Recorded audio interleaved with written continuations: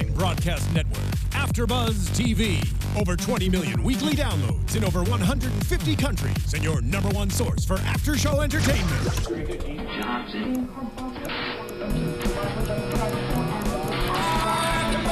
AFTERBUZZ TV, the destination for TV superfans. Producing aftershows for over 300 of your favorite TV shows. Interviewing celebrities and showrunners. And bringing you behind-the-scenes exclusives. All thanks to E! Entertainment's Maria Menounos, producer Kevin Undergaro, and internet leader Akamai. Now, let the buzz begin! Hey everyone, welcome back to the ABTV, the AfterBuzz TV, you might say, Muppets After Show. Thank you for joining us, guys. I'm your host, Zach Wilson. Tweet at me throughout the week, throughout the show, at that Zach Wilson. Now let me introduce my fantastic panel for tonight's episode. Katie Cullen is back. Hi, all my buddies. You can find me on Twitter at Kiaxet. That's Kiaxet. I'm also checking the hashtag at ABTV Muppets, and you can tweet me all week if you'd like. And joining us, we've been trying to get her in all season. Finally, she's able to come in. Autumn Chiklis is here. Hello, everybody. I'm so happy to be here, and thank you guys for having me. I am Autumn Chiklis. You can find me on Twitter and Instagram at Autumn Chiklis. Come and say hi. All right, so Autumn, off Yes. the top, before we get into this episode, because you haven't been able to be here this season, Okay. How have you felt about the show so far? Well, I told you this before the show, actually. I think it's hilarious how much it's inside baseball. Yeah. In the sense that I wasn't anticipating it being such a Hollywood show. Oh, yeah. Such a Los Angeles Hollywood show. I knew that the things that I knew about it going into it were that it was going to be much more explicit and much more adult, like the adult take on the Muppets, and it was going to be office style sitcom. But I didn't realize it was going to be so specific to Los Angeles. Like, so just if you know the industry, this show is hilarious. That's the thing. And I was wondering how this, because I'm an Angelino, I've lived here pretty much all my life. I grew up, surrounded by industry people. So to me, little things like them going to Katsuya in Hollywood for date night is hilarious, but I don't know if that would read to someone else. So I'm wondering what you guys thought about that element in particular, because I think the show's hysterical because it's just like panders to exactly like where my funny bone is, you know what I mean? Yeah. I mean, I'm not a great person to talk because similarly, I didn't grow up in Los Angeles, but I'm from New York. I grew up around television and all that. I mean, as those of you who have been not kind enough to participate and give us iTunes reviews know, I've been around sets since I was 4 years old. So I feel that, me too. It's been... I just get it. Like, I get this world and it makes sense to me. I'm like, for somebody who lives in like Wisconsin, has never like dealt with anything beyond just television, I'm not sure. Katie, what do you think? As someone who's a little more removed from that, yeah, I think it reads pretty well. I mean, even if we're not going to get the Katsuya in Hollywood, that specifically is hilarious. We're going to get the date night, this particular location. I mean, they pulled a similar joke in Monsters, Inc. Yeah. That's so true. it works. You get an extra level if you live here, if you're in the industry, if you get all these little inside jokes.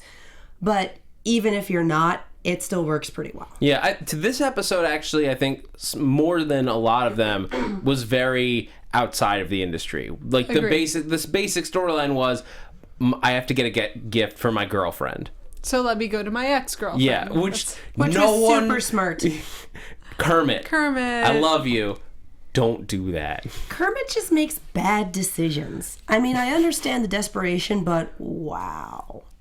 Yeah, well, did you guys enjoy tonight's episode? Oh my god, yes. Yes, I did. Yeah. I very much did. So I guess let's get into Kermit's story right at the top. Okay. Bad decision making, I'd say, all around.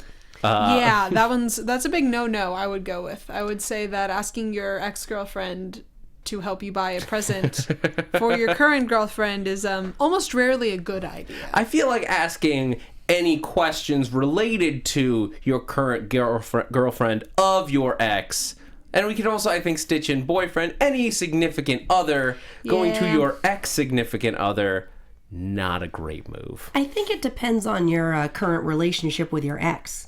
If you really are friends and it's not a charged relationship, then yeah, that might be something you'd be able to work with. And I know a few people like that. But for this particular relationship, oh, hell no. Especially Worst possible decision. I'm gonna not to make the pun, but I'm going to piggyback off that. Do it. And say that. But boom. I'm going to say that, it does depend on the dynamic. But I would also argue, for the most part, everyone is different.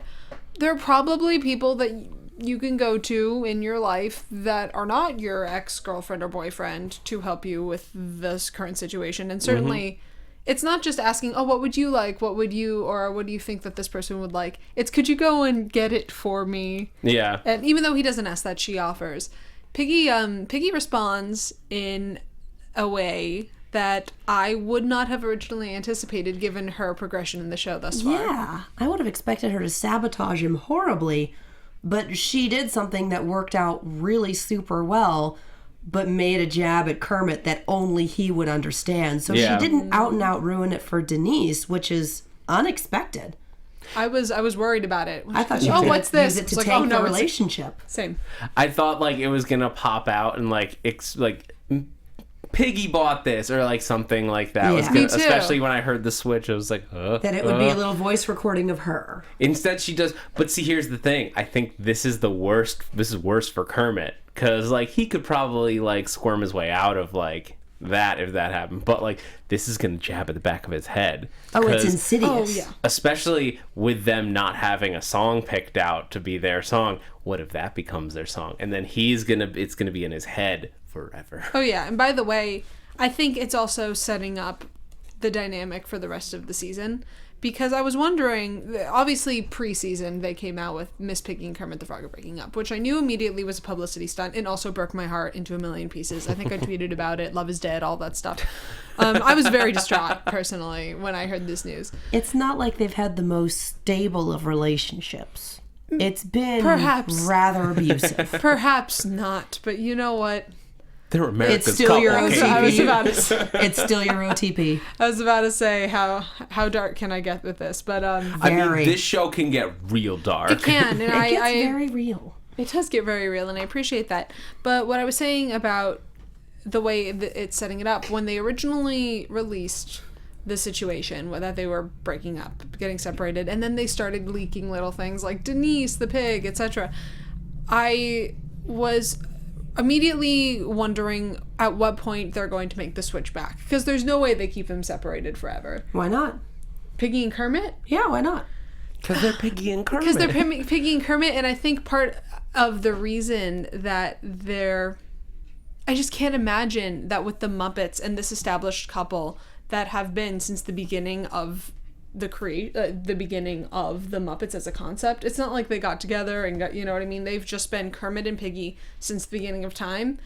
And to break them up indefinitely and forever, I think that would be how do I put this? I think that In that one is iteration of the canon. kind of. I just think that it's expected, and I hate to make it in a like, oh, it's a cliche, but it's expected, at least for me as a person who loved the Muppets growing up, that they will get back together. It would break my heart if they're forever separated. I think it's also just a TV thing in general. Like, they're the will they, won't they of this show. And that's what ticks me off, because now that they've introduced Denise as part of it, if they were both still single, fine, cool, great.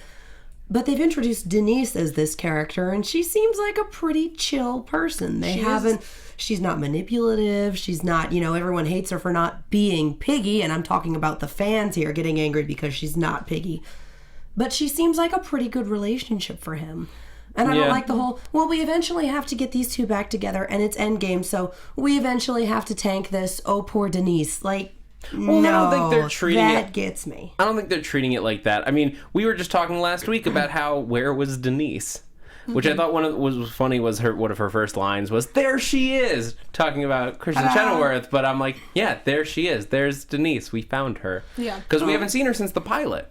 Right. And Denise is, excuse me, Denise is probably someone the fans can really relate to in this episode, both with the relationship status and the I met a celebrity status. Yeah. And I've done this before. Not often. Who was it for? Markiplier. Yep. And anyone who watches the Let's Plays is like, you met Markiplier? Oh, yeah, so I funny. met him at a movie premiere. He was sitting behind me, and I kind of lost my noise in my chair. It was embarrassing. I totally. And I've only done it once, and I figure everyone gets at least one. We wow. all do. I mean, I'm a certified theater nerd. I actually had that moment for the first time with Kristen Chenoweth when I was in 5th grade. And Yeah, but you were in 5th grade. Yeah, that's This fair. was like 3 months That's ago. fair. This was in July. All right, that's fair. But more to the point, going off of what you were talking about regarding Denise, I agree with you that she seems lovely and she seems like a good match for Kermit. What it looks like they're doing to me, and I could be totally wrong, but a lot of times in these kinds of dynamics, you have you already had the joke in this episode about my younger niece. Like I've always been, I love kids, that kind of thing. They're setting it up as the couple that. There's nothing wrong with them. They work together except for the fact that she's a little too young and immature for him. And so like they'll probably have that relationship where it's not that necessarily anything's wrong with them, except that these two are better together. And then they'll put Denise somewhere that she's not like, they're not going to drop her off the face of the earth. They're not going to, give her this horrible plot line where he dumps her horribly and she's heartbroken. But they probably will have like an amicable conversation that's like melancholy and bittersweet, and he lets Denise go or something. Do you know what I'm talking about? Or Denise runs off with like Ryan Reynolds. Yeah, or something. I'd be up for that. I'd be cool with that. I would understand. Denise, the audience avatar, running off with Ryan Reynolds? Sure. I'm trying to think of like who would be like Ryan Reynolds would just show up as Deadpool if he could, but that's not technically Disney, even though it's Marvel. Whatever. I'm not gonna It's Fox. That nerding out is for a couple hours from now when I talk Agents of S.H.I.E.L.D. But let's talk about Muppets. I really like this storyline. It felt real. I've been there. One of my favorite parts was just we were talking about how to like there are other people to go to like help you figure out who to give a gift to. Yeah. I love the idea of sourcing that to a writer's room. Yeah. And the writer's room being 1,000% clueless. Yeah, well, it was Gonzo especially. Oh my God, give her a scale. Oh honey, there's a reason you can't get a date. Writers are not the most socially well-adjusted people. They may not be the people to turn to for gift giving. Well, and Chip the IT guy just kind of taking up space in the writer's room like, hi, welcome back. I know, what was the IT guy doing in the writer's room? God. I break into her cloud and look at her purchase history, and I'm like, well, you could just ask her friends.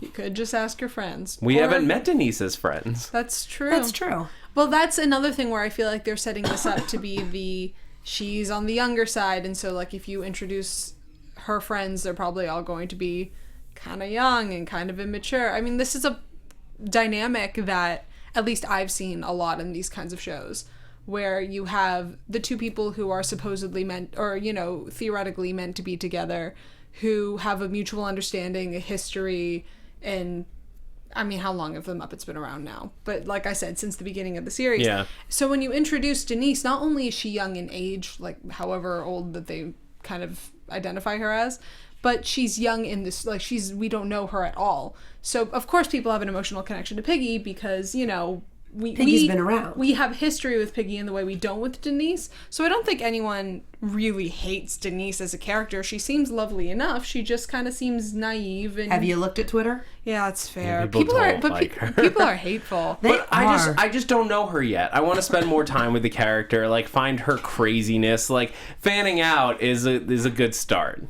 Yeah, I want to get to exactly. know her more. Running Seems low on young, just saying.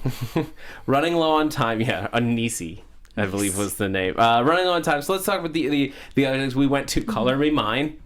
With Scooter. God. Scooter, who goes there because his mom has Carl over, who does not like Is robes. it Carl or Ken? It's Ken. It's Ken. Okay. Oh God. Oh no. See, this Scooter is the has a real lot world, of just issues. like what's happening. Yeah. Scooter has a lot. Scooter has a subscription at this point. He has so many issues. A subscription. A subscription. Oh, I see. Well done. Okay. all never heard that the one good before? puns coming from that side of the table tonight. You've I'm never bone heard that one dry. before? Yeah, that's pull out my subscription to Vogue. I have so many issues, or I have more issues than Vogue. I have not heard Or that I'm before. canceling my subscription to your issues. It's a good breakup line. Yeah. Is that what Kermit should have used? Maybe. Oh, good. That Oh my god. definitely And then the big B storyline was Chenoweth Of being course. left in the desert by the electric Poor Kristen. mayhem. I love how much of a ridiculous shambles the electric mayhem is. It's basically held together with candy floss and prayer. Yeah. And a lot of drugs. A lot And of having her drugs. there upset. Zoot just has no idea what's going on in any place. And just having her there upset the balance. And it was hysterical. And it could have made them a better group. And instead they just went, nope, status quo. Yep. Nope. She gets left in the desert, and the rest of us are gonna go home. It wouldn't be a Kristen Chenoweth cameo if she didn't sing a ridiculous high note magnificently. Oh, I'm just gonna yeah. throw that out there. Oh, yeah. So that was wonderful. Was this a highlight for you for guest stars this season? Well, I have a bias. I'm actually really fortunate that I have a personal relationship with her, and she's that's- one of the most incredible people I've ever met, as well as one of the most incredible talents I have ever been able to witness. So I always get personally excited anytime she makes any kind of appearance, and I'm just waiting for her. She's gonna sing, she's going to. And everything that she exudes in this episode, that warmth, that fun side, that silly side, that's very much the person I've gotten to know. So it's always fun to watch her kind of make those appearances and show a bit of her real personality and those kinds of things, you know? It's fun. I mean, we with all the celebrities on this, like we want to believe that this is the version that's real. Yeah. There's a couple of them that like, no, I don't think Nathan Fillion is sleeping with Miss Piggy in her trailer. Probably not. Josh Groban, we never know what's real with that man No, anymore. we don't. I fully believe that is what he's like. No. He's a sweetheart in real life, but he really likes playing crazy, exaggerated versions of himself whenever he cameos. That's not a dumb idea. Honestly. He's wonderful. He's wonderful. Speaking of just ridiculousness, I do want to give. We did our Twitter contest last week, and the winner for me, just you know who your audience is when you're tweeting these things to me. Just sent over for pig puns, Miss Piggy and the agents and Agent Bacon in Agents of Squeal. Know your Agents of audience. Squealed. Yep. Absolutely. They went I must after have sent me. that to you directly because that was not in the hashtag. You were you were tagged in it. What? Um, When? But then you know Steve Kaufman got his own Netflix and Swill. Netflix. That It's sounds pretty, about right. Pretty That's good. good. That's pretty It's good. Pretty good. So a lot of things, and for next week, Mm-hmm. I want just because we're talking about celebrities, I want to know what celebrity you guys would most want to see on The Muppets? The Muppets. Okay. Yeah. So Yes. use the hashtag ABTV Muppets to let us know what celebrity. I don't care if it's realistic or not. What would be the funniest celebrity cameo? Okay. You guys tell us. And Idris Elba. oh my god, you're supposed to save it for next week so we can talk about it. Oh, I have like half a dozen of these. There are I a can lot throw of- out one now. I've got Pacific Rim on the But brain. I want to give a shout out to the amazing. We've got like so many iTunes reviews in the last week. Fabulous. Wow. We're up to in our quest for 25. We're up to 20 Dang. iTunes reviews now. So real quick, because we don't have time to read them all, but Yankees Girl C20, I won't hold that one against you. Thank you for bringing us to good podcast for Muppets fans. Kermit for President. I look forward to Muppets almost as much as I do this podcast. You guys do a great job. The Rock Out Kid Muppets. This is a great Muppets. This is a great podcast. The cast truly loves everything about the Muppets. Logie56 says, love this after show. And Midnight Beauty it says, awesome show. And Chip the IT guy looks like Russell T Davies from Doctor Who. I really hope that's not how he behaves in real life, though. I can't goodness. unsee it. That's oh no. I can't unsee it. Wow. Yeah, just let that one sink in. That's going to put an interesting spin on the rest It's of Yeah, the burning but all guys, the way down. don't forget to keep leaving those iTunes reviews. 5 more, and I am a man of my word. We get 5 more iTunes reviews. I will show you the footage of me from Sesame Street when I was 4 years old. Leave some reviews, Yeah, guys. Autumn, you I don't- want to see this. You don't know about Guys, this yet. I'm a newbie. I need to catch up on this. I'm sorry. When I was 4 years old, I was on Sesame Street, and Oh my I have goodness. agreed to show the footage if we can get 25 iTunes Comment, reviews. people. Hence the comments about him having been on stages since he was young. Yes, understand. that was my early on experience. Oh, I Referential humor. Okay, so any other thoughts on this episode? Any favorite moments, favorite jokes? Well, I personally, my mother's birthday was in August, and I went to Color Me Mine and made her a personalized martini glass for the occasion. So I feel you on the Color Me Mine front. It is great for your mom and your dad or your aunt, and maybe, you know what, I would even say your significant other. I'm gonna shout out. I think it's which ceramic would be the most appropriate for a significant other. I think it depends on the person. I mean, a coffee mug is pretty classic, but this is coming from me, who coffee is my blood type. And if a significant other were to give me a coffee mug, personalized coffee mug, I would find that special. Blood type, caffeine positive. Yeah, C plus. C++. Uncle Deadly was on fire. Oh my this God, episode. Uncle Deadly. He Damn. was amazing. Just showing up out of, I don't present solutions, just dramatic problems. I'm like, boy, do I know people like that. You don't know me. No one does. Uncle Deadly. You think I want to be in Uncle this Deadly room. has had more to do on this show than, well, I think he has in any of the rest of all of Muppets put together. Because he's just this wonderful, hilarious figure that comes from absolutely nowhere, turns everything on its head, looks and sounds amazing doing it, and you're still laughing when he leaves. And then you're like, no, come back.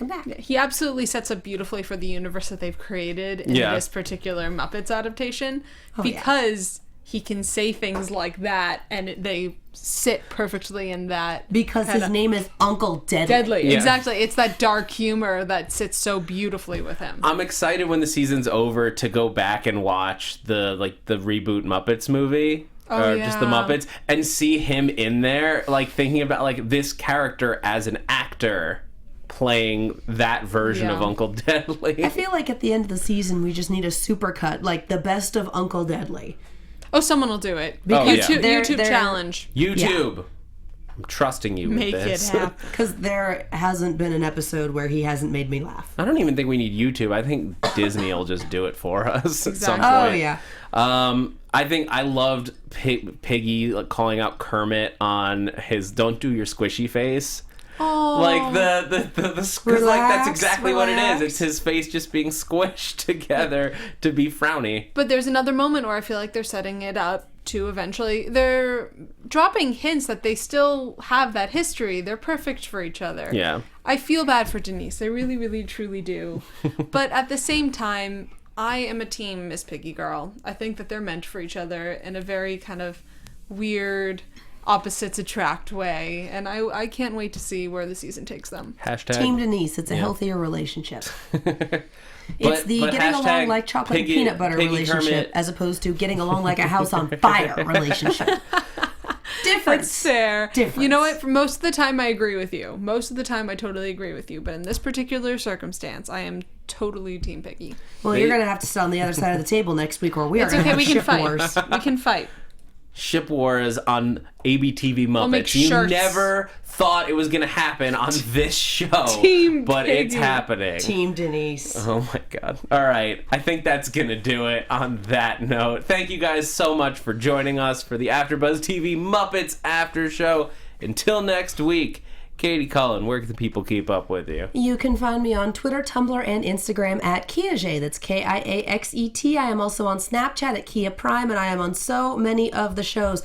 Blind Spot tonight, Arrow, and I am losing it right now. Star Wars Rebels tomorrow, and guys, Ruby and Steven Universe are back, both of them Thursday night. And I am Autumn Chiklis. Thank you guys so much for having me. You can find me on Twitter and Instagram, and most recently Periscope. I'm getting into that. At Autumn Chiklis. And I do various shows around here. Later I'll be doing Game of Thrones and such. But for now, Nice. Muppets is my commitment. And you guys can follow me on Twitter, Instagram, and apparently now Twitch at, I'm going to be doing some LEGO Dimensions stuff with Doctor Who this weekend. Good to know. Apparently, I that's what's happening in my life now. At that Zach Wilson, ThatZachWilson, and a whole bunch of stuff here at AfterBuzz, including tonight, Agents of S.H.I.E.L.D., I'm not touching Twitter. You will not see me on social media for the next 4 hours. Because even in the chat roll, I had to shut it down because I saw the words Agents of S.H.I.E.L.D. close. So I'm sorry for you guys that joined us, but thank you for doing so. I'll be back with the chat roll next week. All right, guys, I'm Zach Wilson, and thanks for geeking out with us. From executive producers Maria Menounos, Kevin Undergaro, Phil Svitek, and the entire AfterBuzz TV staff, we would like to thank you for listening to the AfterBuzz TV network. To watch or listen to other after shows and post comments or questions, be sure to visit AfterBuzzTV.com. I'm Sir Richard Wentworth, and this has been a presentation of AfterBuzz TV. Buzz you later. The views expressed herein are those of the hosts only and do not necessarily reflect the views of AfterBuzz TV or its owners or principals.